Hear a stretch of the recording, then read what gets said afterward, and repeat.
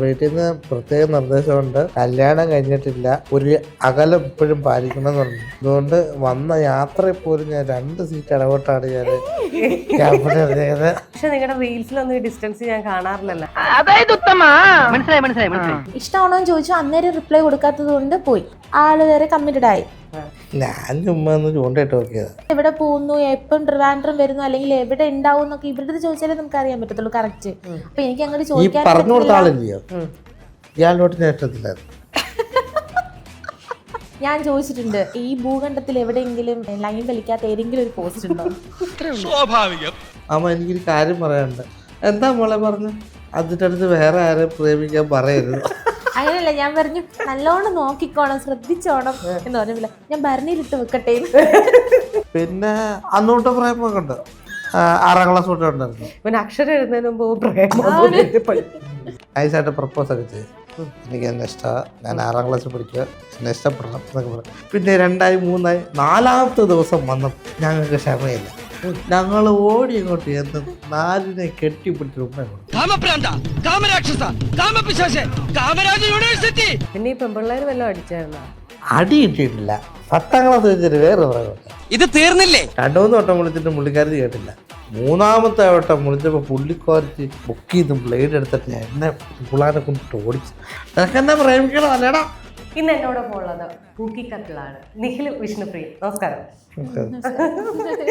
ഞാൻ പറയുന്നത് ഇൻട്രോ പറയുന്നത് ഇങ്ങനെ ചേച്ചി എന്താ പറയുന്നത് ഭയങ്കര എക്സൈറ്റ്മെന്റിലാണ് വിഷ്ണുപ്രിയ ഇരുന്നത്. എങ്ങനെ പോകുന്നു? എൻഗേജ്മെന്റ് കഴിഞ്ഞ ദിവസമായിരുന്നല്ലേ? എങ്ങനെ പോകുന്നു? കുഴപ്പമില്ല. പക്ഷെ കുറച്ചു മുമ്പ് പറയുന്ന കേട്ട് ചേർന്നിരിക്കാൻ പറഞ്ഞപ്പം അമ്മ വീട്ടിൽ നിന്ന് പറഞ്ഞു വിട്ടേ. അങ്ങനെ അമ്മ അല്ല, വീട്ടിൽ നിന്ന് പ്രത്യേക നിർദ്ദേശമുണ്ട്. കല്യാണം കഴിഞ്ഞിട്ടില്ല, അതുകൊണ്ട് ഒരു അകലം ഇപ്പോഴും പാലിക്കണമെന്നുണ്ട്. അതുകൊണ്ട് വന്ന യാത്രയിൽ പോലും ഞാൻ 2 സീറ്റ് ഇടപെട്ടാണ് ഞാൻ ക്യാമ്പിൽ ഇറങ്ങിയത്. ഇതൊക്കെ സത്യമാണ് വിഷ്ണുപ്രിയ? 2 സീറ്റ് വിട്ടാണല്ലേ? ഈ സ്റ്റെപ്പ് കയറി വന്നപ്പോഴും കണ്ടില്ലേ, ഞാൻ 2 സ്റ്റെപ്പ് മുമ്പിലായിരുന്നു. പക്ഷെ നിങ്ങളുടെ റീൽസിലൊന്നും ഡിസ്റ്റൻസ് ഞാൻ കാണാറില്ല. റീൽസിൽ ലൈക്ക് വേണ്ടേ?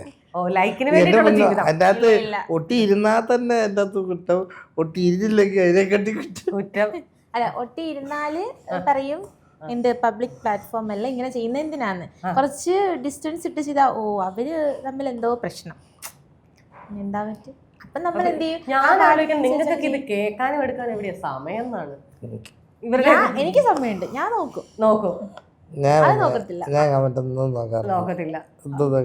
പിന്നെ വേണ്ടപ്പെട്ട ഒരാളിലും ഞാനൊരു കമന്റ് ഇട്ട് എന്റെ കമന്റിന് റീപ്ലൈ ഇട്ടേക്കണെന്ന് പറയുമ്പോൾ അങ്ങനെ പറയുമ്പോൾ ആളിൽ ഇങ്ങനെ ചുരണ്ട് അയ്യക്കമ്മല്ല വെച്ചിട്ട്.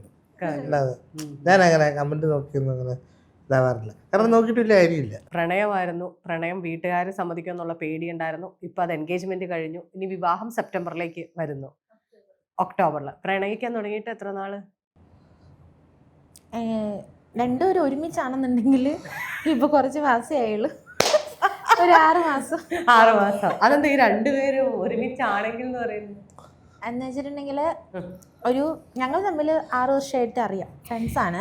3.5 വർഷം മുന്നേ ആള് പ്രപ്പോസ് ചെയ്തിട്ടുണ്ടായിരുന്നു. എന്നിട്ട് ആളുടെ വഴിക്ക് പോയി.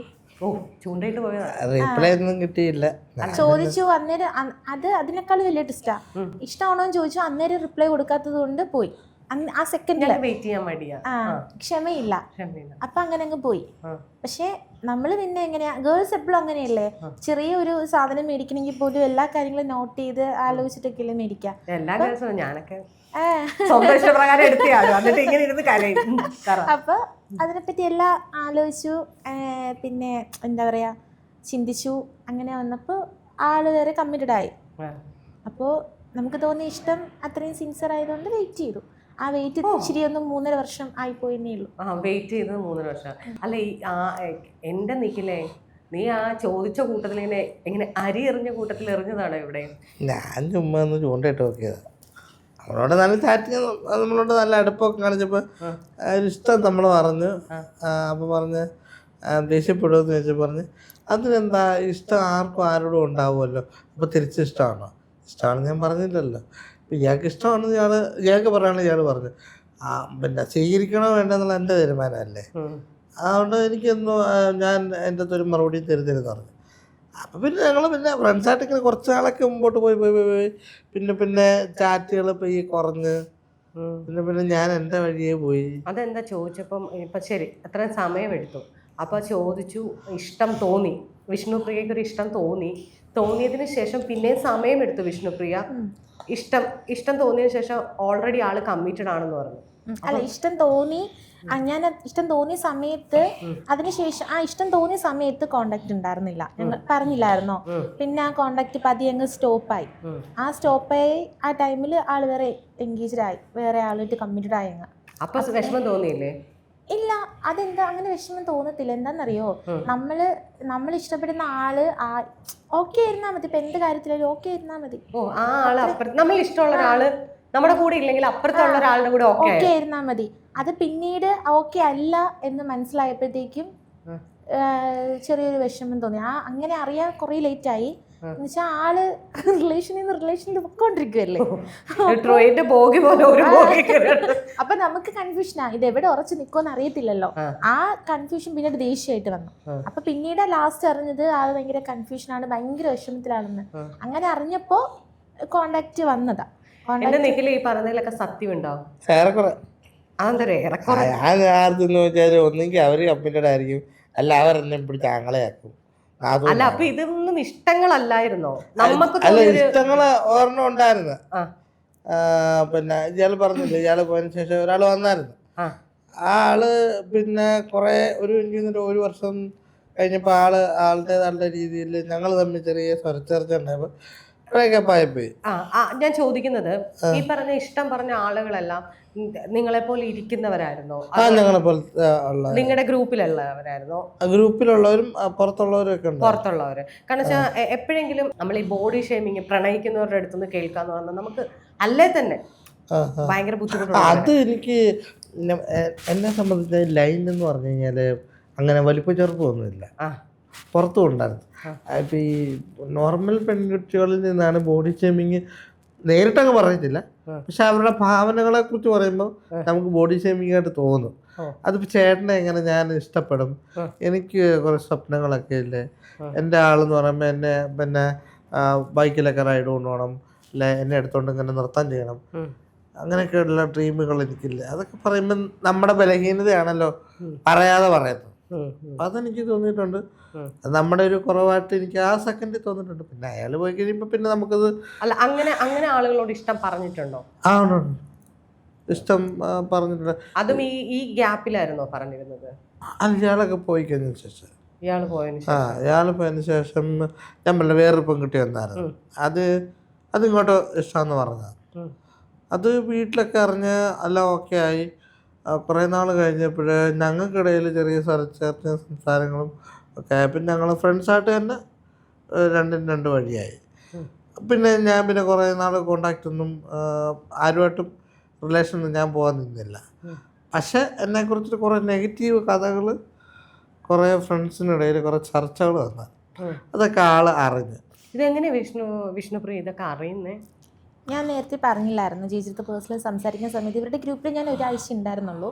പക്ഷെ ആ 1 വീക്കിൽ തന്നെ എനിക്ക് അതിനകത്ത് 1-2 ഫ്രണ്ട്സ് ഉണ്ടായിരുന്നു, ലിറ്റിൽ പീപ്പിളിന്റെ ആ ഗ്രൂപ്പിനകത്ത് ഉണ്ടായിരുന്നു. അപ്പോൾ അവർ ഇപ്പോഴും ആ ഫ്രണ്ട്ഷിപ്പുകളും ഉണ്ട്. അപ്പോൾ അവരിലൂടെയൊക്കെ നോർമലി അവർ സംസാരിക്കുന്നത് ആളുടെ നെഗറ്റീവ് ആണെങ്കിൽ പോലും നെഗറ്റീവാണ് സംസാരിക്കുന്നതല്ല പോലും എനിക്ക് കാര്യങ്ങളൊക്കെ അറിയാൻ പറ്റുന്നുണ്ടായിരുന്നു. അതുകൊണ്ട് തന്നെ ആ ഫ്രണ്ട്ഷിപ്പ് എനിക്ക് സ്റ്റോപ്പാക്കാനും തോന്നില്ല. കാരണം വെച്ചാൽ എനിക്ക് ആകെപ്പാടുള്ള ഒരു വഴി അത് മാത്രമേ ഉള്ളൂ. അപ്പൊ പിന്നെ അത് സ്റ്റോപ്പാക്കേണ്ട ആവശ്യം, നെഗറ്റീവ് ആണെങ്കിൽ എനിക്ക് കാര്യങ്ങളൊക്കെ അറിയാൻ പറ്റുന്നുണ്ട്. വിഷ്ണുപ്രിയയോട് ആദ്യമായിട്ട് ഇഷ്ടം പറയുന്ന ആളാണോ? അങ്ങനല്ല, എനിക്ക് സ്കൂളിൽ പഠിക്കുന്ന സമയത്തൊക്കെ ഉണ്ടായിരുന്നു. അതൊക്കെ ഇപ്പൊ ഫോൺ നോക്കിയാൽ എന്നതും കാണും ചാറ്റില്. അല്ല, ഇഷ്ടമൊക്കെ ഉണ്ടായിരുന്നു. എന്ന് വെച്ചിട്ട് ആത്മാർത്ഥമായിട്ട് എന്ന് വെച്ചാൽ മാരേജ് ചെയ്യണം, വെയിറ്റ് ചെയ്യണം, പിന്നെ കൂടെ ഉണ്ടാവണമെന്നൊക്കെ ആഗ്രഹിച്ചത് ഇത് മാത്രമേ ഉള്ളൂ. പിന്നെ എന്താന്ന് വെച്ചാൽ ഇഷ്ടം എന്ന് പറയുന്നത്, ഇപ്പം ചേച്ചി നേരത്തെ ചോദ്യം ചോദിച്ചില്ലേ നോർമൽ പേഴ്സൺ ആണെന്നുള്ളത്. നോർമൽ പേഴ്സൺസിനുള്ള ഒരു കോൺസെപ്റ്റ് എന്ന് പറഞ്ഞിട്ടുണ്ടെങ്കിൽ അവർ ഏറ്റവും കൂടുതൽ നോക്കണം ബ്യൂട്ടി മാത്രമാണ്. നമ്മുടെ നെക്കിന് മുകളിലോട്ടാണ്, താഴോട്ട് നോക്കത്തില്ല. എന്നുവെച്ചാൽ താഴോട്ടാണ് നോക്കുന്നത് വെച്ചാൽ അവർക്ക് ഫിസിക്കലി അവരെല്ലാം ഓക്കെ ആയിരിക്കണം എന്നുള്ളൊരിത്. എന്നുവെച്ചാൽ ഡിസബിലിറ്റി പേഴ്സൺസിനെ അക്സെപ്റ്റ് ചെയ്യാൻ നോർമൽ പേഴ്സൺസിൽ ഒരു 2% ആൾക്കാർക്കൊക്കെ പറ്റത്തുള്ളൂ. അത് ഭയങ്കര ലക്കുമാണ്. അങ്ങനെ കിട്ടുന്നുണ്ടെങ്കിൽ ഏറ്റവും വലിയ ലക്കാണ്. ബാക്കിയുള്ളവരൊക്കെ ചോദിക്കുമ്പോൾ പ്രണയമാണ്, ആത്മാർത്ഥമാണെന്നൊക്കെ പറയും. പക്ഷേ റിയാലിറ്റിയിലോട്ട് വരുമ്പോഴത്തേക്കും അത് പ്രണയമൊന്നും ഉണ്ടാവില്ല. പ്രണയമൊന്നും ഉണ്ടാകത്തില്ല. സ്കൂൾ കോളേജ് കാലഘട്ടത്തിലൊക്കെ അങ്ങനെ പ്രണയിച്ചിട്ടുണ്ടോ? ഞാൻ പ്രണയിച്ചിട്ടുണ്ട്. അവരൊക്കെ ഇങ്ങനെ തന്നെയായിരുന്നു സമീപിച്ചത്? തിരിച്ച് റിയാക്ഷൻസ് ഒക്കെ നല്ല രീതിയിലുണ്ടായിരുന്നു. പക്ഷെ നമ്മൾ ആത്മാർത്ഥമായി വരുമ്പോഴത്തേക്കും അവരുടെ സൈഡിൽ നിന്ന് അങ്ങനെയല്ല. അപ്പൊ പിന്നെ അതങ്ങ് ഇപ്പൊ ബാങ്കിൽ ജോലി ചെയ്യുന്നല്ലേ? ബാങ്കിൽ ഇവിടെ നോക്ക്, അവളെ ഒന്ന് നോക്കി കൊണ്ടുപോകും. ഇപ്പൊ ഈ കുറച്ചു മുമ്പ് പറഞ്ഞ പോലെ അവളുടെ ഫോണിൽ അത് കാണുമെന്ന് പറയുന്നുണ്ടല്ലോ. കുറച്ചു മുമ്പ് അതിനു മുമ്പ് എന്നോട് പറഞ്ഞു, ഞാനും മറ്റേ പെൺകുട്ടിയും കൂടെ സൗഹൃദമായി പിരിഞ്ഞു. നമുക്ക് പ്രണയമോ അല്ലെങ്കിൽ നമ്മുടെ കൂടെ സൗഹൃദമായിട്ടിരിക്കുന്ന ഒരു വ്യക്തിയായിട്ട് പ്രശ്നം ഉണ്ടായാലും സൗഹൃദപരമായിട്ട് ഇരിക്കുക എന്ന് പറഞ്ഞൊരു വലിയ ക്വാളിറ്റിയാണ് ഇന്നത്തെ കാലത്ത്. ഇല്ലെങ്കിൽ എന്താണെന്ന് വെച്ചാൽ പ്രണയം അല്ലെങ്കിൽ എന്ത് പ്രശ്നം ഉണ്ടെങ്കിലും ഉടനെ പിരിയുക, അതിലൊരാളെ ഇല്ലാതാക്കാൻ നടക്കുക, അല്ലെങ്കിൽ അവരെ കുറിച്ച് അപവാദം പറയുക. ഇതൊരു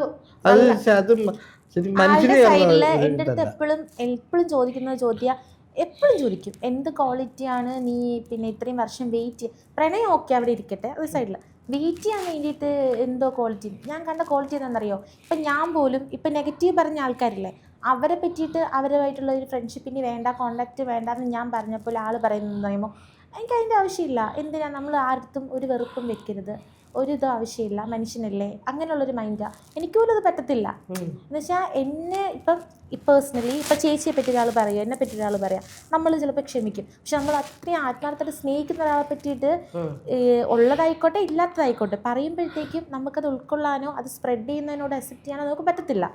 അപ്പോൾ ഞാനതിന് റിയാക്ട് ചെയ്യുമ്പോഴത്തേക്കും പറയും അതിൻ്റെ ആവശ്യമില്ല.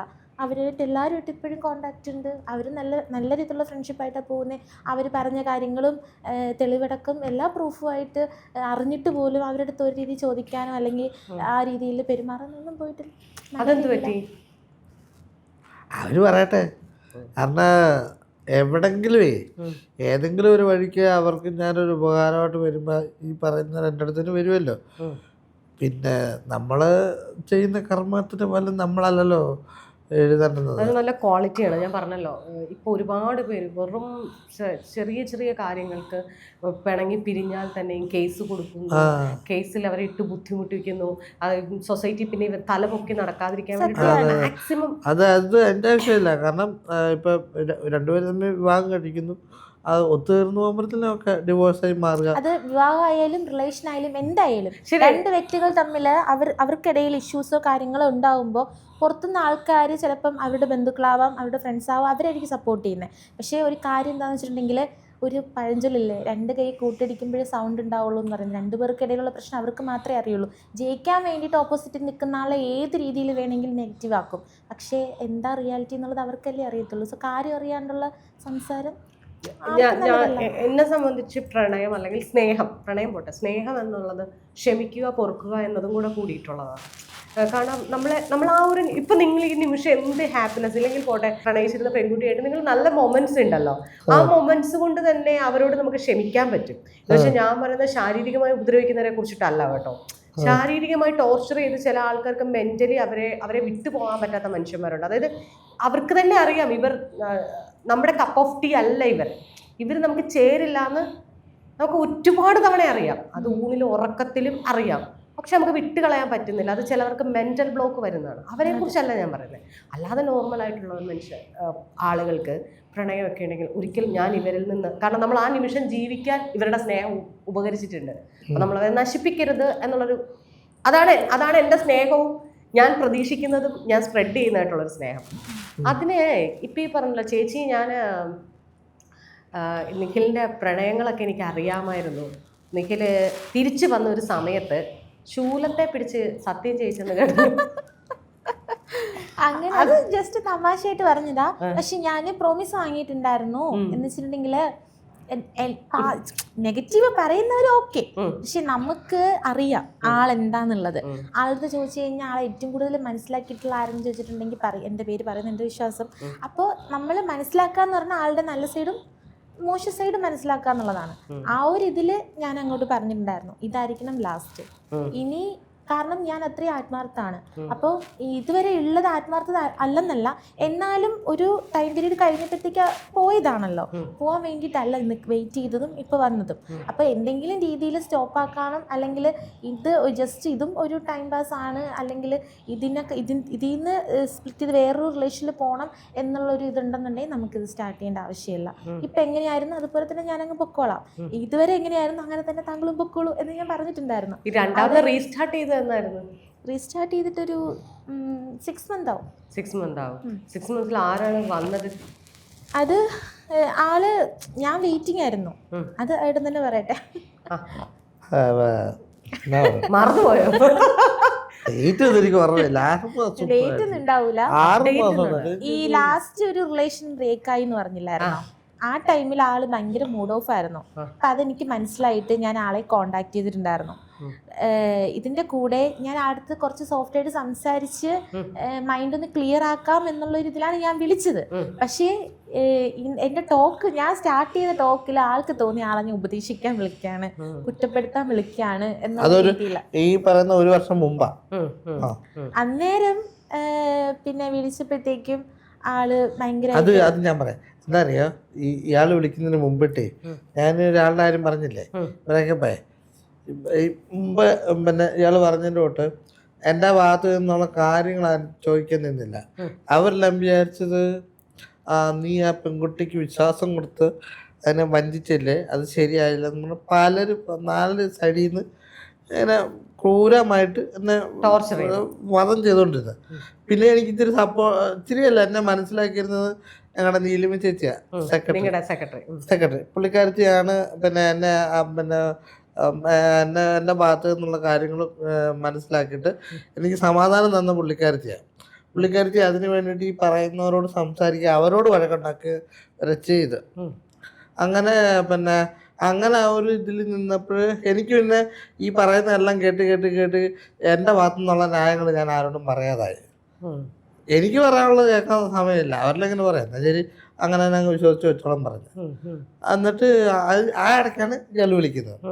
ഇയാൾ വിളിച്ചിട്ട് നിങ്ങൾ അങ്ങനെ എന്നോട് ഇഷ്ടം പറഞ്ഞിട്ട് പിന്നെ എൻ്റെ മറുപടി കേൾക്കാതെ പോയില്ലേ, പിന്നെ അടുത്ത ആളിനെ ഇഷ്ടപ്പെട്ടില്ലേ, പിന്നെ അതിനെ ഒഴിവാക്കിയില്ലേ, എന്താണ് ഉദ്ദേശം, ഇങ്ങനെ പറഞ്ഞപ്പോൾ മറ്റുള്ളതുപോലെ വീണ്ടും എനിക്കിങ്ങനെ വന്നപ്പോൾ ഞാൻ തിരിച്ച് പ്രതികരിച്ച്.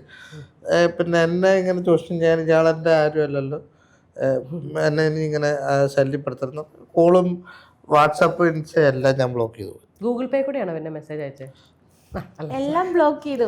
എഫ് ബിയിൽ ബ്ലോക്ക് ചെയ്തിട്ടുണ്ടായിരുന്നില്ല, കാരണം ഞാൻ FB അങ്ങനെ കയറത്തില്ല, അത് ആൾക്കറിയാമെന്ന് തോന്നുന്നു. പിന്നെ ബാക്കി ഇൻസ്റ്റയിൽ എല്ലാത്തിലും ബ്ലോക്ക് ചെയ്തു. അങ്ങനെ ഇരിക്കുന്ന ടൈമിൽ ആള് FB ഒരു വീഡിയോ ഇട്ടിട്ടുണ്ടായിരുന്നു. ആ വീഡിയോയിൽ ക്യാപ്ഷനിൽ ചെറിയൊരു സ്പെല്ലിംഗ് മിസ്റ്റേക്ക് വന്നു. അപ്പം ഞാൻ കുറേ വട്ടം ഞാൻ ആലോചിച്ചത് പറയണോ വേണ്ടേ എന്നുള്ളത്, കാരണം റിയാക്ട് ചെയ്തിട്ട് പോയത് നല്ല രീതിയിലല്ലല്ലോ, അതുകൊണ്ട് പറയാനൊരു പേടി.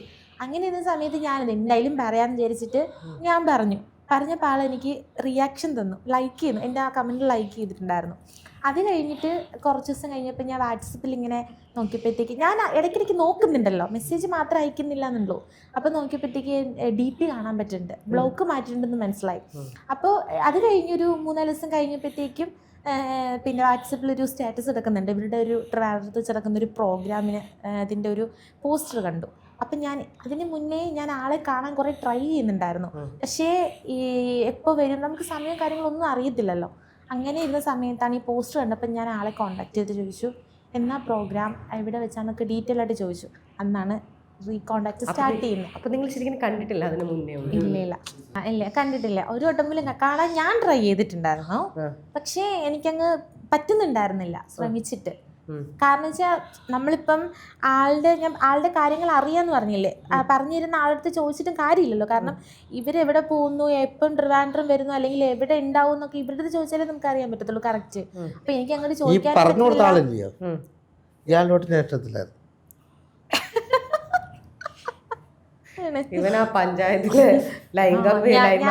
ഞാൻ ചോദിച്ചിട്ടുണ്ട്, പിന്നെ ഈ ഭൂഖണ്ഡത്തിൽ എവിടെയെങ്കിലും ലൈൻ വലിക്കാത്ത ഏതെങ്കിലും ഒരു പോസ്റ്റ് ഉണ്ടോ?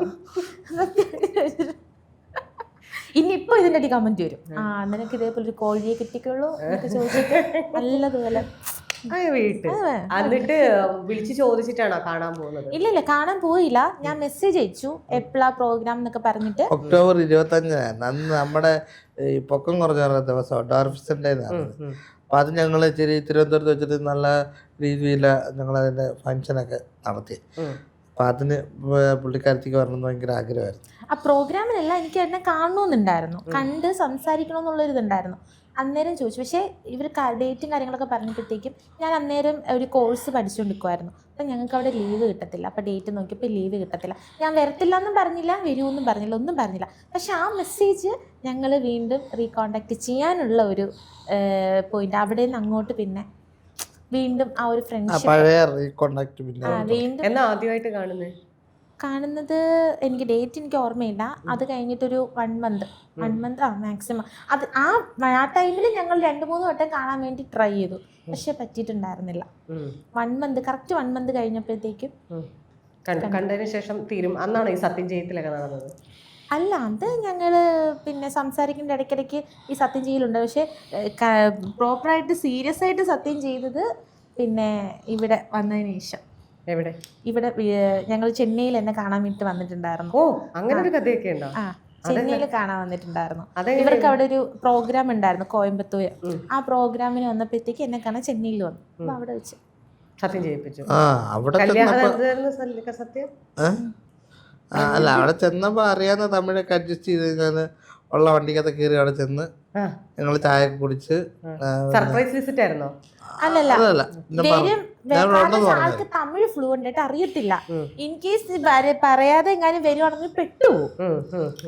ചെന്നൈയില് നമുക്ക് മാക്സിമം തമിഴ് അറിയാന്നുണ്ടെങ്കിൽ കുഴപ്പമില്ല, നമ്മൾ ഇവിടത്തെ പോലെ അല്ലല്ലോ. അപ്പൊ പിന്നെ പറയാതെ വന്നാൽ പെട്ടുപോകുന്ന അറിയാന്നുള്ളതുകൊണ്ട് പറഞ്ഞിട്ടാ വന്നു. എന്നിട്ട് അവിടെ ചെന്ന് അപ്പം ഞങ്ങളിങ്ങനെ കണ്ട് സംസാരിച്ചൊക്കെ ചെയ്തപ്പോൾ അയാൾ പറഞ്ഞ് എന്നെ ഇട്ടേച്ച് പോകരുത്.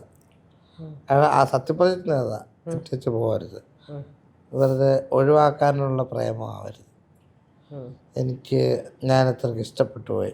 ഞാൻ കാത്തിരുന്നത് അത്രയും നാളാണ്. ഞാൻ ആരുടെയും കയ്യിൽ നിന്ന് തട്ടിപ്പറിച്ചെടുത്തൊന്നുമല്ല. കാത്തിരുന്നതിൽ എനിക്കൊരു വിശ്വാസം ഉണ്ടായിരുന്നു വരുമെന്ന്. അങ്ങനെ വന്നതാണ്. അതുകൊണ്ട് എന്നെ ഇട്ടേച്ച് പോയത്. ഞാൻ പറഞ്ഞു പോകത്തില്ല. അപ്പൊ ഇപ്പം എൻഗേജ്മെന്റ് വരെ കഴിഞ്ഞ് നിൽക്കുന്നു, ഹാപ്പിയാണ്? ഭയങ്കരമായിട്ട് ഹാപ്പി. കാരണം ഞാൻ ഒരു സമയത്ത് പോലും എനിക്ക് സത്യം പറഞ്ഞാൽ ഇതൊക്കെ ഡ്രീമായിട്ടാണ് തോന്നുന്നത്. കാരണം എന്തറിയോ, പിന്നെ ഞാൻ ഒരിക്കലും വിചാരിച്ചിട്ടില്ല, എന്താ ഇപ്പം ഈ മൂമെൻ്റ് പോലും ഞാൻ വിചാരിച്ചിട്ടില്ല ഞങ്ങൾ തമ്മിൽ ഇതാവുന്നോ പിന്നെ ഏട്ടൻ തിരിച്ചു വരുമെന്നോ ഒന്നും. കാരണം ഇവരുടെ ലാസ്റ്റ് റിലേഷൻ മാരേജ് എന്ന് വെച്ചാൽ വീട്ടുകാർ തമ്മിൽ ഒരു സംസാരിച്ച് ഇതായതാണ്. അപ്പോൾ ഞാൻ വിചാരിച്ചു എനിക്കൊരു ഹോപ്പില്ല. പക്ഷെ എന്നാലും പ്രണയം തന്നെയല്ലേ, നമുക്കത് വിട്ട് കളയാൻ പറ്റത്തില്ലല്ലോ. ഓക്കെ, സന്തോഷമായിട്ട് ജീവിക്കട്ടെ, ഓക്കെ ആയിരിക്കട്ടെ എന്നുള്ളത്. പക്ഷെ ഇപ്പം ഇങ്ങനെ ഒരു റിയാലിറ്റിയിൽ ഇങ്ങനെ ആണെന്നൊക്കെ എനിക്ക് ആലോചിക്കുമ്പോൾ എനിക്ക് അയ്യോ ഞാൻ സ്വപ്നത്തിലാണെന്നൊക്കെ ചിന്തിക്കും. ഞാൻ ഇടയ്ക്കിടയ്ക്ക് ഞാൻ പറയും എനിക്ക് വിശ്വസിക്കാൻ പറ്റില്ല. കാരണം വെച്ചാൽ ഞങ്ങൾ തമ്മിൽ ഒരിക്കലും സെറ്റാവുമെന്ന് ഞാൻ വിചാരിച്ചിട്ടുണ്ടായിരുന്നില്ല. ആളുടെ ചില തോട്ടുകളും എൻ്റെ തോട്ടും തമ്മിൽ മാച്ചായി പോകത്തില്ല, അങ്ങനെ കുറേ. പക്ഷെ ഇപ്പം നേരെ ഓപ്പോസിറ്റാ, എല്ലാം സെയിം. ഞാൻ പറയാൻ പോകുന്ന കാര്യം ഒരു ഏട്ടൻ കുറച്ചേരം മുന്നേ ചിന്തിച്ചിട്ടുണ്ടാവുക, അല്ലെ ഏട്ടൻ പറയാൻ പോകുന്ന കാര്യമായിരിക്കും ഞാൻ പറഞ്ഞിട്ടുണ്ടാവുക. അങ്ങനെയൊക്കെയുള്ള ഇതുണ്ട്. അപ്പം ഭയങ്കര ഹാപ്പിയാണ്. ഈ പറയുന്ന നിങ്ങളുടെ ഒരു പ്രണയം നിങ്ങളൊരു വിവാഹ ജീവിതത്തിലേക്ക് എത്തിക്കുന്നതിന് മുന്നേ നമുക്ക് പാരൻസ് എന്ന് പറയുന്നത് ഇതുണ്ട്. അപ്പം അവരെ എങ്ങനെയാണ് കൺവിൻസ് ആക്കിയത്? ഏട്ടൻ്റെ വീട്ടിലാണോ? ഏട്ടൻ്റെ വീട്ടിലാണെങ്കിൽ ഏട്ടൻ്റെ പിന്നെ ഏട്ടൻ തന്നെ പറഞ്ഞു. എൻ്റെ വീട്ടിൽ ഞാൻ ആദ്യം കാര്യം പറഞ്ഞത് മാവനോട്. മാവൻ എനിക്ക് ഭയങ്കര ഇഷ്ടമാണ്. എന്ന് വെച്ചാൽ ചെറുപ്പം മുതലേ ഞാൻ പുള്ളിയെ പുള്ളിയുടെ കാര്യത്തിൽ ഇങ്ങനെ റോൾ മോഡലാക്കി പല കാര്യങ്ങളും ചെയ്തോണ്ടിരുന്നു. എനിക്ക് ഭയങ്കര ഇഷ്ടമാണ്. അപ്പോൾ ഞാൻ പുള്ളിയോട് ഞാൻ പറഞ്ഞു. അപ്പം മാവൻ ആദ്യം പറഞ്ഞു, എത്രാമത്തേതാ, ലേലം ഉറപ്പിക്കുവോ? ഇത്തവണയെങ്കിലും നീ ലേലം ഉറപ്പിക്കുവോ? സത്യസന്ധമാണ് നമ്പർ, സത്യസന്ധമാണ്. നമ്പർ കൊടുത്ത് മാമന്റെ തല പൊട്ടിത്തെറിക്കട്ടെ. വാനപ്പത്തന്നെ വിളിച്ച് വിളിച്ച് കൊച്ച ഇവനിങ്ങനെയൊക്കെ ഇഷ്ടമൊക്കെ പറയുന്നോളാണ്. ഇഷ്ടമാണ് മാമ എനിക്കൊരു കാര്യം പറയാനുണ്ട്. എന്താ മോളെ പറഞ്ഞു? അതിൻ്റെ അടുത്ത് വേറെ ആരെയും പ്രേമിക്കാൻ പറയരുത്. അങ്ങനെയല്ല, ഞാൻ പറഞ്ഞു നല്ലോണം നോക്കിക്കോണം ശ്രദ്ധിച്ചോണം എന്ന് പറഞ്ഞില്ല, ഞാൻ ഭരണിയിലിട്ട് വെക്കട്ടെ.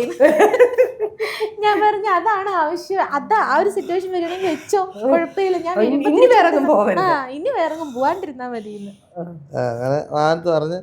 പിന്നെ ഞാൻ അതിനുശേഷം എൻ്റെ ചേട്ടനോട് പറഞ്ഞു. ചേട്ടനോട് പറഞ്ഞപ്പോൾ ചേട്ടൻ അപ്പം തന്നെ അങ്ങനെയാണോ ഇഷ്ടമാണോ എന്നാൽ ശരി വീട്ടുകാരെ നോക്കട്ടെ. വീട്ടുകാരെ ഉടനെ വിളിക്കുന്നു. അപ്പോൾ വീട്ടുകാർ ചോദിച്ചപ്പം വീട്ടുകാർ ഇവളോട് ചോദിക്കുന്നു, അങ്ങനെ ഇഷ്ടമാണ് എന്ന് പറഞ്ഞു. എന്നാൽ നമുക്ക് ആലോചിക്കാം നോക്കാം എന്നുള്ള ഇതായി. അപ്പോൾ ഇവരുടെ വീട്ടുകാർക്ക് അറിഞ്ഞപ്പം വീട്ടുകാർ ഇങ്ങനെ എന്നെക്കുറിച്ചിട്ട് മുന്നേ ഒന്നും നമ്മൾ പറഞ്ഞിട്ടില്ല. പക്ഷെ ഇവരുടെ ആങ്ങളൊക്കെ എന്നെ അറിയാം, ഞങ്ങൾ നേരത്തെ കോണ്ടാക്ട് ഉള്ളതാണ്. ഇവര് എന്റെ ഏട്ട ഇവരുടെ ഗ്രൂപ്പിൽ ഉണ്ടായിരുന്നു, പിന്നീടാണ് ഗ്രൂപ്പിൽ നിന്ന് മാറിയത്. പിന്നെ ഇവര് തമ്മിൽ ഫ്രണ്ട്സുമാണ്. വലിയ കാര്യമാണ്, ഇപ്പൊ എന്നെക്കാളും കൂടുതൽ കാര്യമാണ്. ഏട്ടൻ കല്യാണം കഴിച്ചോ? കല്യാണം കഴിച്ചു. അപ്പൊ ബ്രദറിന് എന്നെ അറിയാം. അപ്പൊ എന്നെ അറിയാന്ന് പറഞ്ഞപ്പോ അങ്ങനെ പിന്നെ വീട്ടിലോട്ട് സംസാരിച്ചപ്പോ പിന്നെ കല്യാണം സെപ്റ്റംബറിലേക്ക്. നിഖില, ഇപ്പം നമ്മൾ കുറേ തമാശ അല്ലെങ്കിൽ നമ്മുടെ പ്രണയം, നമ്മുടെ ജീവിതമൊക്കെ പറഞ്ഞു. പക്ഷേ നമ്മൾ ഇപ്പം തന്നെ നമ്മൾ ഫുഡ് കഴിച്ചിട്ട് നമ്മളിങ്ങോട്ട് കയറി പോകുന്നപ്പോൾ എല്ലാവരും നിങ്ങളെ നോക്കുമായിരുന്നു. എനിക്ക് എന്നതാ പറയേണ്ടതെന്ന് കൂടെ അറിയില്ല. നിങ്ങളോട് പറയണോ അവരോട് പറയണോ എനിക്കൊന്നും പറ്റുന്നില്ല. അപ്പം ഞാനത് ഫസ്റ്റ് ടൈം ഇങ്ങനെ ഫേസ് ചെയ്തപ്പോൾ എനിക്ക് ഭയങ്കര ബുദ്ധിമുട്ട് തോന്നി. എങ്ങനെയുണ്ടായിരുന്നു നിങ്ങളുടെ ത്രൂ ഔട്ട്? ഇപ്പം പണ്ട് നിഖിൽ ഒറ്റയ്ക്ക്, വിഷ്ണുപ്രിയ ഒറ്റയ്ക്ക്, ഇന്ന് നിങ്ങൾ ചേർന്ന് നടക്കുമ്പോൾ ആളുകളുടെ ഒരു റെസ്പോൺസ് എങ്ങനെയാണ്? ഞാനൊന്നും മൈൻഡ് ചെയ്യൂല. ഞാൻ പണ്ടും അങ്ങനെ തന്നെയാണ്, ഇപ്പോഴും അങ്ങനെയാണ്. ഞാൻ പിന്നെ പൊതുവെ എന്നെ ആരെങ്കിലും നോക്കും കളിയൊക്കെ, ഞാൻ അങ്ങനെയൊന്നും മറ്റൊരാളുടെ നമ്മളിപ്പോൾ എന്തായാലും എന്തിപ്പം നമ്മുടെ ഡിസബിലിറ്റിയുടേതായാലും എന്തിനെ ബേസ് ചെയ്തിട്ടായാലും മറ്റൊരാളുടെ കളിയാക്കലിന് മുന്നിൽ മൈൻഡ് കൊടുക്കുന്ന ഒരാളല്ല ഞാൻ. അയാളുടെ പിന്നെ തീരെയില്ല. ആരെങ്കിലും എന്തെങ്കിലും ഡിസബിലിറ്റി റിലേറ്റ് ചെയ്തിട്ട് ആരെങ്കിലും എന്തെങ്കിലും പറഞ്ഞതായിട്ട് ആൾക്ക് തോന്നിക്കഴിഞ്ഞാൽ അപ്പം റിയാക്ട് ചെയ്യും, നല്ലോണം റിയാക്ട് ചെയ്യും. എന്ന് വെച്ചിട്ട് നോക്കുന്നുണ്ടോ എന്താ പറഞ്ഞതെന്ന് ചെവി കോർക്കാനോ നോക്കാനോ ഒന്നും പോകത്തില്ല. പക്ഷെ ആൾക്ക് പിന്നെ റിയാക്ട് ചെയ്യണമെന്ന് തോന്നുന്ന രീതിയിൽ അവരെന്തെങ്കിലും പറയുവാണെന്നുണ്ടെങ്കിൽ ഉറപ്പായിട്ട് സെക്കൻഡ് റിയാക്ട് ചെയ്യും. ഞാൻ അതുപോലും മൈൻഡ് ചെയ്യത്തില്ല. കാരണം എന്ന് വെച്ചാൽ എല്ലാവരും ദൈവമല്ലേ സൃഷ്ടിച്ചേ. ചിലർക്ക് പിന്നെ നമ്മൾ നിറങ്ങൾ മാറുന്നത് പോലെ അല്ലെങ്കിൽ ക്യാരക്ടറുകൾ ഓരോരുത്തർക്കും ഓരോ ഇതാവുന്നത് പോലെ ഞങ്ങളുടെ ജെനറ്റിക്സ്, ഞങ്ങളുടെ പാരൻസ്, ആൾക്ക് പിന്നെ അയാളുടെ അച്ഛനും അമ്മയും എല്ലാം, ഏട്ടൻ്റെ അച്ഛനും അമ്മയും എല്ലാം നോർമലാണ്, ബ്രദർ എല്ലാവരും നോർമലാണ്. അപ്പം ഓരോരുത്തരുടെ അത് പറഞ്ഞിട്ട് കാര്യമില്ലല്ലോ. ഞാൻ ഭയങ്കര പ്രൗഡാണ്. കാരണം ഞാനൊരു സ്പെഷ്യൽ പേഴ്സണാണ്. അതുപോലെ തന്നെ ഒരു സ്പെഷ്യൽ പേഴ്സണെ തന്നെ പാർട്ട്ണറായിട്ട് കിട്ടുമ്പോൾ അതിൽ കൂടുതലും എന്നുവെച്ചാൽ ഞങ്ങളുടെ പ്രണയം, അതുപോലെ ഞങ്ങൾ രണ്ടുപേരും ഇപ്പം ഞാനും എന്നെപ്പോലെ തന്നെ ഉള്ളൊരു പേഴ്സണെ തന്നെ എനിക്ക് കിട്ടുമ്പോഴത്തേക്കും ഞാനേക്കാൾ നല്ല പ്രൗഡാണ്. നിഖിലിൻ്റെ ചെറുപ്പവും സ്കൂൾ കാലഘട്ടമൊക്കെ എങ്ങനെയാണ്? സ്കൂൾ കാലഘട്ടം ഞാനൊരു 5ാം ക്ലാസ് വരെ ബോർഡിങ്ങിലായിരുന്നു. ഈ ചെറുപ്പകാലത്ത് ഞാൻ ഓപ്പൺ സ്കൂളിൽ തന്നെ. അപ്പോൾ ഈ പിന്നെ എൻ്റെ ഫ്രണ്ട്സ് എന്നൊക്കെ പറയുമ്പോൾ കുറച്ച് പേരൊക്കെ നമ്മളെ കൂടെ കൂട്ടും, കളിക്കാനും ഒക്കെ കൂട്ടും. കുറച്ച് പേരൊന്നും അങ്ങനെ നമ്മളെ കൂടെ കൂട്ടത്തില്ല. അത് അവരുടെ ഒപ്പം ഓടിയെത്താൻ പറ്റാത്തുള്ള ബുദ്ധിമുട്ടൊക്കെ ആയിരിക്കും, അവർ കൂടെ കൂട്ടത്തില്ല. വിഷമങ്ങളൊക്കെ ഉണ്ടായിട്ടുണ്ട്. അവർ കളിക്കുന്നതൊക്കെ നോക്കി കിട്ടുന്ന അവസ്ഥയൊക്കെ ഉണ്ട്. പിന്നെ അന്നോട്ട് പ്രേമൊക്കെ ഉണ്ട്. പ്രേമം എല്ലായിടത്തും 6ാം ക്ലാസ് തൊട്ട് ഉണ്ടായിരുന്നു. പിന്നെ അക്ഷരം എഴുതുന്നതിന് മുമ്പ് പ്രേമം. 6ാം ക്ലാസ് പ്രേമം എന്ന് പറഞ്ഞാൽ എങ്ങനെ അറിയാം? എങ്ങനെയാണെന്ന് അറിയോ? ഞാൻ ബുക്ക് എടുക്കട്ടെ, കുറച്ചായി. ഞങ്ങളുടെ സ്കൂൾ ഗ്രൗണ്ടിലേ അകത്താണ് ഈ LP UP സ്കൂളുള്ളത്. അപ്പം ഞങ്ങളെ ഉച്ചയ്ക്ക് വിട്ടതിന് ശേഷം ഒരു 10-20 മിനിറ്റിന് ശേഷമാണ് ഇവരെ ഉച്ചയ്ക്ക് വിടുന്നത്, ലഞ്ച് ഉച്ചയോണിന് വിടുന്നത്. അപ്പം ഞങ്ങളൊരു 4-5 സെറ്റ് ഗ്യാങ്ങുണ്ട്, 4 പേര് ഗ്യാങ്ങുണ്ട്, മഹാവഴക്കാളിയാണ്. അപ്പം ഞങ്ങളിങ്ങനെ ഇറങ്ങുമ്പോൾ ഇതേപോലെ 4 സെറ്റ് 4ാം ക്ലാസ്സിൽ പഠിക്കുന്ന 4 പെൺപിള്ളേർ ഇതേപോലെ ഇറങ്ങി വരും. അപ്പം ഞങ്ങൾ പറയും 4 പേര് നമുക്ക് ഓരോരുത്തർക്കായിട്ട് പ്രേമിക്കാൻ അറിയാം. 2-3 ദിവസമായിട്ട് ഞങ്ങളിങ്ങനെ പോയി മുട്ടായി വയ്ക്കുന്ന അമ്മമ്മ അടുത്ത് വന്നിട്ട് ഞങ്ങളിങ്ങനെ നൈസായിട്ട് പ്രപ്പോസൊക്കെ ചെയ്യും. എനിക്ക് എന്നെ ഇഷ്ടമാണ്, ഞാൻ 6ാം ക്ലാസ്സിൽ പഠിക്കുക, എന്നെ ഇഷ്ടപ്പെടണം എന്നൊക്കെ പറയും. അപ്പം അവളുമാർ പണപട്ടി നിങ്ങളങ്ങനെ കയറിപ്പോവും. പിന്നെ 2ആയി 3ആയി 4ാമത്തെ ദിവസം വന്നപ്പോൾ ഞങ്ങൾക്ക് ക്ഷമയില്ല. ഞങ്ങൾ ഓടി ഇങ്ങോട്ട് ചെന്ന് 4നെ കെട്ടിപ്പിടിച്ച് ഉമ്മ കൊടുത്തു. എന്നിട്ട് അവിടെ ഇവളുമാരെല്ലാം കൂടെ പിന്നെ കരഞ്ഞോണ്ട് സ്കൂളിനകത്തോട്ട് കയറിപ്പോയി. ഞങ്ങൾ പൊടിയില്ലെന്ന് പറഞ്ഞ് ഞങ്ങൾ ഇങ്ങോട്ട് തിരിഞ്ഞപ്പോൾ എടാ, ഈ വീഡിയോ ഇറങ്ങി വല്ലവരും കണ്ട് അവര് വീണ്ടും കുത്തിപ്പൊക്കിക്കൊണ്ട് വന്നാലോ? കൊച്ചു പിള്ളേരല്ലേ, പിള്ളേർ വരച്ച് കള്ളൊന്നുമില്ല. എന്ത് ദൈവമേ, നേരില്ല ഞാൻ. എന്നിട്ട് ആ പിള്ളേരെ കയറിപ്പോയി 2 മിനിറ്റ് കഴിഞ്ഞപ്പോൾ ഉണ്ട് വിളിച്ചോണ്ട് വരുന്നു ഞങ്ങളെ തല്ല. ആരാ? അവരുടെ ക്ലാസ്സിൽ പിടിക്കുന്ന 4 തോട്ടാളെന്നുണ്ട്. കൈ കിടുന്ന കമ്പും കല്ലും മുന്നുമായിട്ട് ഞങ്ങളെ അടിക്കാൻ പറ്റുക. അടിയെന്ന് പറഞ്ഞാൽ എൻ്റെ കൂടെയുള്ള 3 അമ്മമാർ ഓടിപ്പോയി. ഞാനങ്ങോട്ട് രക്ഷപ്പെട്ടു. ഞാനെവിടെ ഓടിയിട്ട് ഞാൻ ഒരുവിധം എടുക്കാൻ പറ്റുന്ന കാലുകൊണ്ടൊക്കെ ഓടി എവിടെയൊക്കെയോ ഒളിച്ചിരുത്. പിറ്റേന്ന് പിന്നെ PTA പ്രസിഡന്റിനെ വിളിച്ചിട്ടൊക്കെ പിന്നെ സ്കൂളിൽ കയറി. ഓ, വീട്ടിൽ നിന്ന് രക്ഷാർത്ഥാനെയൊക്കെ കൊണ്ടുവന്നു. രക്ഷാർത്ഥനെ കൊണ്ടുവരാൻ പറഞ്ഞു. ഞങ്ങൾ വീട്ടിൽ പോയിട്ട് പറഞ്ഞ് ഇതുപോലെ സ്കൂളിൽ PTA പ്രസിഡന്റിനെ കാണിക്കണമെന്ന് പറഞ്ഞ്. അപ്പോൾ ഞങ്ങളുടെ അച്ഛൻ്റെ ഒരു ഫ്രണ്ടാണ് PTA പ്രസിഡന്റ്. അപ്പോൾ അച്ഛൻ പറഞ്ഞ PTA പ്രസിഡന്റ് അന്ന് സ്കൂൾ വരുന്നപ്പോൾ എന്തോ ആവശ്യമുണ്ടെന്ന് പറഞ്ഞു. പുള്ളി അവിടെ ചെന്നപ്പോൾ ടീച്ചർമാർ കണ്ടപ്പോൾ PTA പ്രസിഡന്റ് എന്തായിരുന്നു വിളിച്ചോണ്ട് പറഞ്ഞത്? ഒന്നുമില്ല, പിന്നെ ഇതുപോലെ കാണണമെന്ന് പറഞ്ഞ്. പേരൻസ് ഒന്നുമില്ല, അത് ഞങ്ങൾ റിലേറ്റീവ്സാന്ന് പറഞ്ഞു. അങ്ങനെ വന്ന് കണ്ട് പുള്ളിയുടെ പിന്നെ കാര്യമൊന്നും പറഞ്ഞില്ല. ഇമ്മാരിച്ചിരി വഷളന്മാരാന്ന് പറഞ്ഞു. അങ്ങനെ പുള്ളിയെ പറഞ്ഞു കേട്ടെ. പിന്നെ ഈ പെൺപിള്ളേർ വല്ലതും അടിച്ചായിരുന്നോ? അടി കിട്ടിയിട്ടില്ല.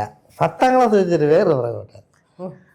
അത് ട്യൂഷൻ സെന്റർ, നീ ഇതൊക്കെ കേട്ടിട്ടുണ്ടോ? അത് ട്യൂഷൻ സെന്ററിൽ വെച്ചിട്ടായിരുന്നു. അത് പക്ഷേ എനിക്ക് സിൻസിയറായിട്ട് ഇഷ്ടം പറയാനുള്ള സമയമൊന്നും എനിക്ക് ആയിട്ടില്ലായിരുന്നു. ഇങ്ങനെ ഒരു വളച്ചൊരു പരിവായി വരുമായിരുന്നു. ഈ കൂട്ടുകാരിപ്പോൾ അല്ലാതെ ചരിവ് കാണിച്ചു. ഈ വളച്ചൊടിച്ചോ? അല്ലല്ല, ഞങ്ങൾ മാത്സിന് പ്രത്യേകം ട്യൂഷനുമായിരുന്നേ. അപ്പോൾ ഇവന്മാരില്ലാണ്ട് പറഞ്ഞ് ഇവന്മാരോട് ആരോടും ഈ പെണ്ണ് മിണ്ടത്തില്ല. എന്നോട് മാത്രമേ മിണ്ടത്തുള്ളൂ. എൻ്റെ കൂടാണ് വരികയൊക്കെ ചെയ്യുന്നത്. അപ്പോൾ സൈക്കിളല്ലേ വരുന്നത്. അപ്പോൾ ഞങ്ങളിങ്ങനെ വന്ന് പിന്നെ ഞങ്ങളിങ്ങനെ കമ്പനി കാണുന്നതാണ്. ഇപ്പോൾ ഉമ്മാർക്ക് അസൂയ. അപ്പോൾ ഉമ്മാർ പറഞ്ഞ് അവൾക്ക് നിന്നോടെന്ത് ഇഷ്ടമുണ്ട്, അതാ നിന്നോട് മാത്രം സംസാരിക്കുക. എനിക്ക് ഹോംവർക്ക് വരെ ചെയ്ത് തന്നിട്ടുണ്ട് പിന്നെ. അപ്പോൾ പിന്നെ അങ്ങനെ ഒരു കോണ്ടാക്റ്റ് ഉണ്ടെന്ന് പറഞ്ഞപ്പോൾ ഇവന്മാരിത് പറഞ്ഞുണ്ടാക്കാൻ തുടങ്ങി. നീ ഒന്ന് ചോദിക്കും, നിന്നോട് ഇഷ്ടം ഉണ്ടായിരിക്കും, നീ ഒന്ന് ചോദിക്കുന്നു പറഞ്ഞു. ഞങ്ങൾ ചോദിക്കാം ഇഷ്ടം ഉണ്ടായിരിക്കുമല്ലോ, ചോദിക്കാം. എന്നിങ്ങനെ വിചാരിച്ചിരുന്ന ഇവന്മാരിത് ഇവളുടെ അടുത്ത് ഞാൻ അറിയാതെ പോയി പറഞ്ഞു. അങ്ങനെ ഒരു ദിവസം എന്നോട് ട്യൂഷന് വരാതെ ഇവളങ്ങ് തന്നെ അങ്ങ് പോയി. ഞാൻ ചെന്നപ്പോൾ ഇവളവിടെ ഉണ്ട്. ഹോംവർക്ക് എഴുതാൻ കൊണ്ട് ബുക്കും കൊണ്ട് ചെയ്തിട്ട് ഹോംവർക്ക് ഒന്ന് എഴുതിരുന്നു. 2-3 വട്ടം വിളിച്ചിട്ട് പുള്ളിക്കാരി കേട്ടില്ല. 3ാമത്തെ വട്ടം വിളിച്ചപ്പോൾ പുള്ളിക്കോരച്ച് ഒരുമാതിരി നാഗവല്ലിയുടെ പോലെ ഇങ്ങനെ ചാടി കൊണ്ട് ബുക്ക് ചെയ്ത് ബ്ലേഡ് എടുത്തിട്ട് എന്നെ പിള്ളാരെ കൊണ്ട് ഓടിച്ചു. തുറന്നോട്ടം വന്നോ എന്നിട്ട് എന്താ അത് കഴിഞ്ഞ് പിന്നെ പ്രേമങ്ങൾ ഞാൻ കൂട്ടുകാരന്മാർക്ക് ഷെയർ ചെയ്യാനാണ്. ഒന്നെങ്കിൽ നേരിട്ട് നേർക്ക് നേരെ അടിയൊക്കെ അടി നമ്മൾ അറിയുന്നില്ലല്ലോ. പിന്നെ ഇങ്ങനെ പണി നടന്നാലേ. അപ്പോഴാ അവള് പറയുന്നത് നിനക്കെന്നെ പ്രേമിക്കണോ അല്ലേടാ. ആ പെണ്ണ് വെച്ച് ബ്ലേഡ് വെച്ചിട്ട് പൂളാൻ. അത് നിങ്ങൾക്ക് ഡിസബിലിറ്റി ഉള്ളതുകൊണ്ട് ചോദിക്കുന്നില്ല. പലപ്പോഴും പല സൗഹൃദങ്ങൾ പലവരും തെറ്റിദ്ധരിക്കാറുണ്ട്.